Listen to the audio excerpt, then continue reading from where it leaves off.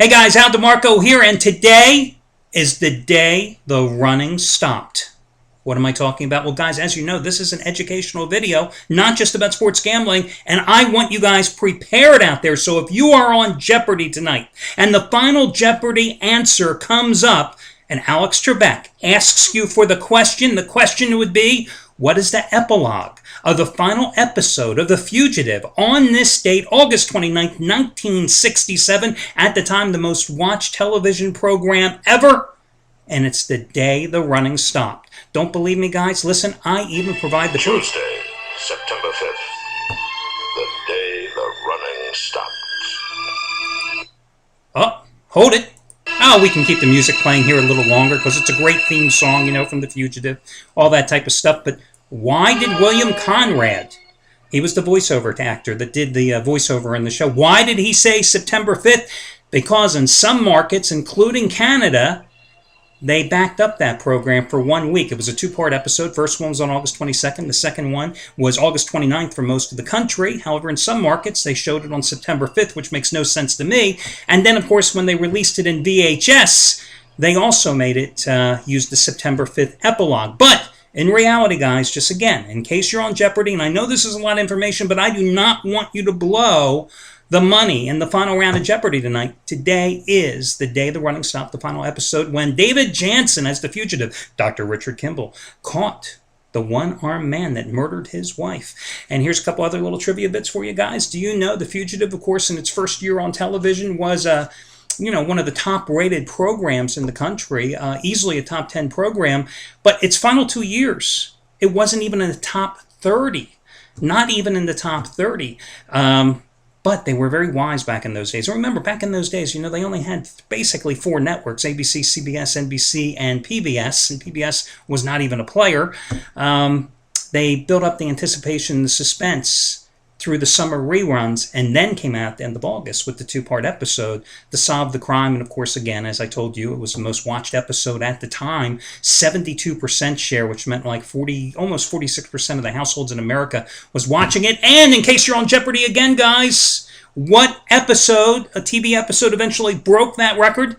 It was the Dallas Whodunit episode in 1980. And what show then broke that record? It was the MASH finale. What was that, back in 1983, I believe. So there you go. You've got all your trivia for today. You can't say that I didn't inform you. Coming up in a moment will be a free pick on Tampa Bay and Toronto. And also, Derek Mancini's back for vacation. And guys, I've got another one of those 30-dime plays for you that he's released, a play that he has won, I think, 7 out of 8 and 20 out of 28, and a play that I have given you 6 previous times, and he's won 5 of them. I'm going to give it to you for free. I'll give you the details on how to get it and the passcode in just a moment.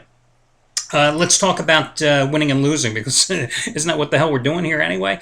I've told you many, many times that, you know, the one thing I can bet my bottom dollar on is that everything evens out over the long run. But when you're in the middle of a losing streak, you don't think any breaks are going to go your way. I had an incredible 7-week period.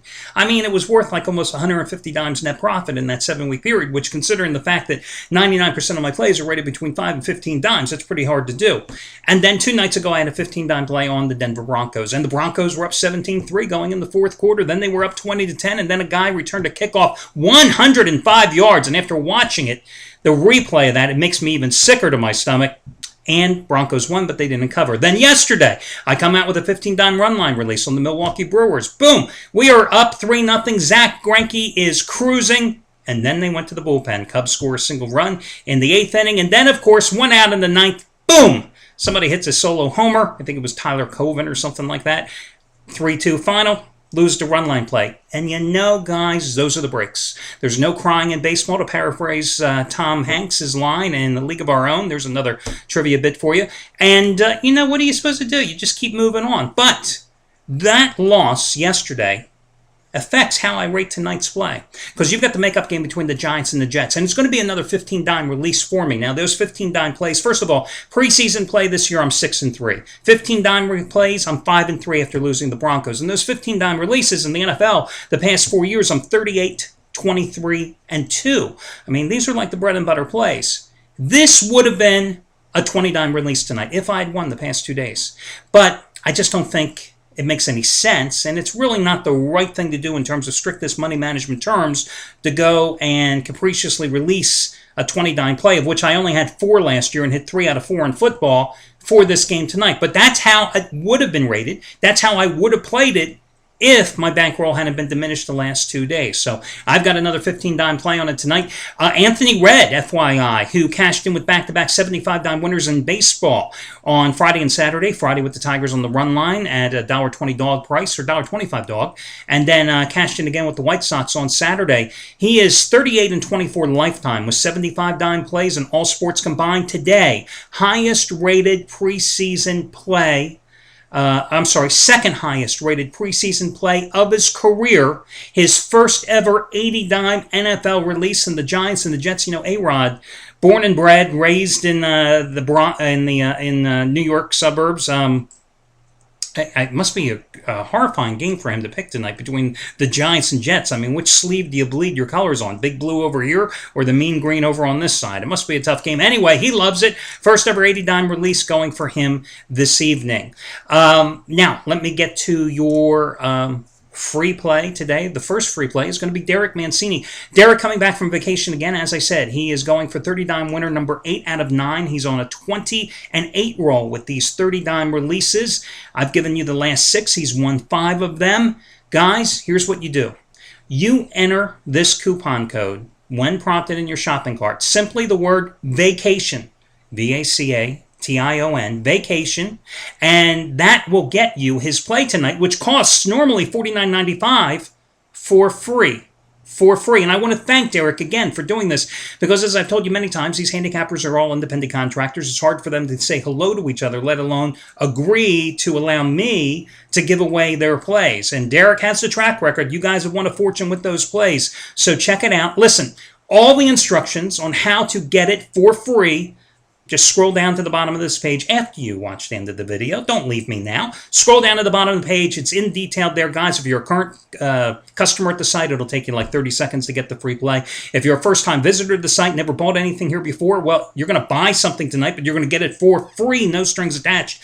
It'll take you like 2 minutes to do it, okay? And the instructions, as I said, are at the bottom of the page. Now, your free play, I'm going to go with Toronto to avert a 4-game sweep at the hands of the Tampa Bay Rays, who have won 20 of their last 29 games, including the first 3 in this series at the Rogers Center. Why? Because Toronto's going with Ricky Romero. They've won each of his last 7 starts. He has a 1.84 earned run average in that stretch. You know, Wade Davis going for Tampa.